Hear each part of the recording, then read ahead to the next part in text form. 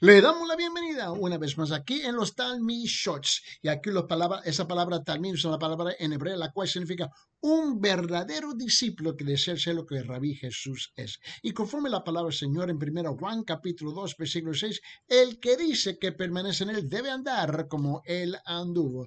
Y cada segmento del Talmud Shots es utilizado con el propósito de provocarnos a pensar, a provocar a que nosotros podamos pensar precisamente en la palabra del Señor y cómo aplicarla en nuestras vidas. Hoy queremos tratar sobre el asunto de la sabiduría. La sabiduría. Necesitamos la sabiduría de lo alto, de lo alto. Note bien conmigo, por favor, en Santiago capítulo 3, versículo 13. Por favor, repito, Santiago capítulo 3, versículo 13. Note lo que dice. Dice lo siguiente.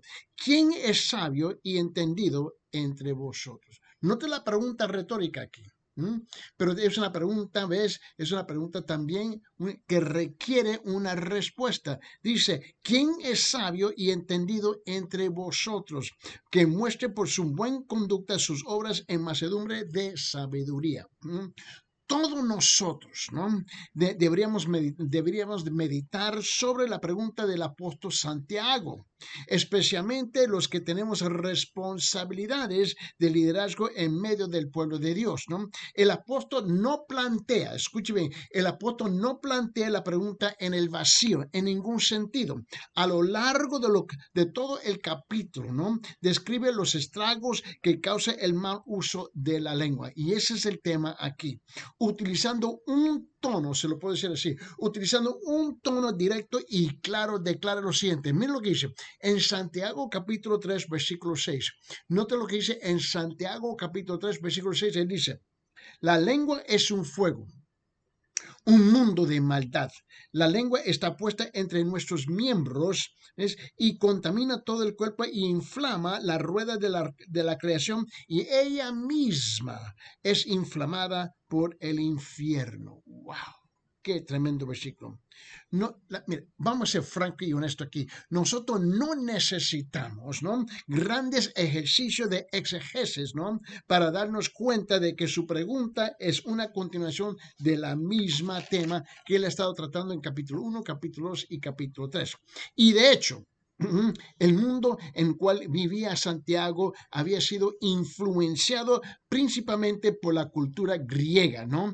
En esto no se diferencia mucho del nuestro, ¿no? Donde nosotros tenemos la tendencia escuche bien, de cambiar nuestros valores conforme a nuestra conveniencia. Esta cultura elevaba el conocimiento intelectual exclusivamente, ¿no? A tal grado que no se consideraba la más preciada de las posesiones humanas. Mira, entre los héroes de la sociedad helénica, que es la sociedad helénica, en otra palabra, la sociedad de los griegos, ¿no? Estaban aquellos grandes oradores que podían, por medio de una elaborada dialéctica, ¿no? Deslumbrar con el manejo de los conceptos más complejos y profundos. Tenía una lengua sin pelo, tenía la capacidad, mira, había aceite y mantequilla en sus lenguas, donde ellos podían, mira, discutir cualquier tema tan elocuente pero la gente no se daban cuenta que muchas veces no eran hombres honestos y mucho menos hombres de integridad. La sabiduría, ¿no? En esa cultura se demostraba por medio de los iluminados discursos de los grandes pensadores. Pregunta, ¿no es así también entre nosotros hoy en día?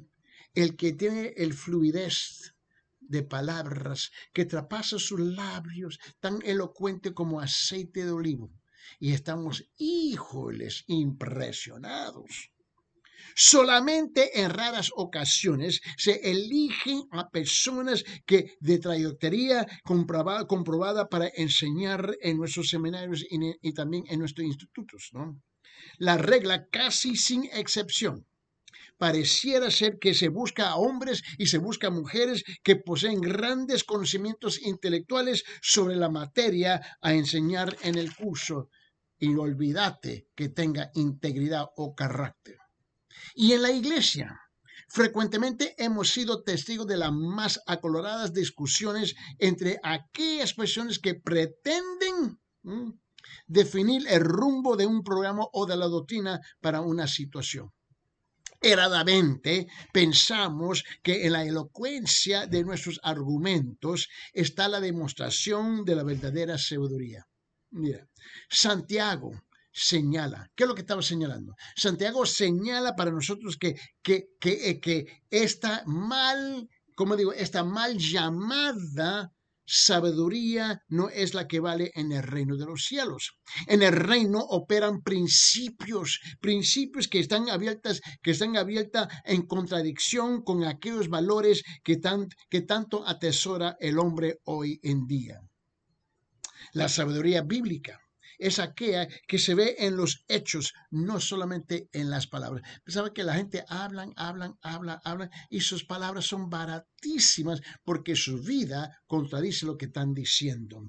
Esta sabiduría no es la que está adornada con abundancia de argumentos, sino que se viste con mansedumbre. Piénsalo bien, hasta podríamos afirmar que se demuestra en la escasez de palabras la verdadera sabiduría. Tal era la sabiduría de Abraham cuando subía al monte para ofrecer a Isaac en sacrificios, ¿no? Ante la pregunta, el hijo se lanzó y elocuentes explicaciones con sencillez él declaró lo siguiente en el libro de Génesis, en capítulo 22, versículo 8, cuando el hijo le hizo la pregunta a Abraham y Abraham le respondió, Dios proveerá. Dios proveerá para sí el cordero para el holocausto, hijo mío, y los dos iban juntos. No les zancó una larga explicación. Simplemente le dijo, Dios proveerá. Así también. La sabiduría de Moisés, te recuerdan, ante la rebelión de los hijos de Coré, se postró en tierra. Existía en estas personas una mansedumbre que demostraba que habían alcanzado los más elevados niveles de conocimiento espiritual. Aquel estado en cual entendemos nuestra verdadera pequeñez. Por esta razón, nuestras palabras deben ser pocas. Muchos hablan. Piensa en esto. Qué importante es ser un líder cuya vida posee estas características. Nuestras obras predican más que 1000 sermones, 1000 mensajes y nuestras actitudes señalan a Dios tan claramente como si estuviéramos testificando de Él con la boca. Por favor, procuremos vestirnos de sabia mansedumbre que es vestirnos de Cristo. Piénselo bien, la próxima vez que alguien se levante en la iglesia para presentarse como el gran sabio.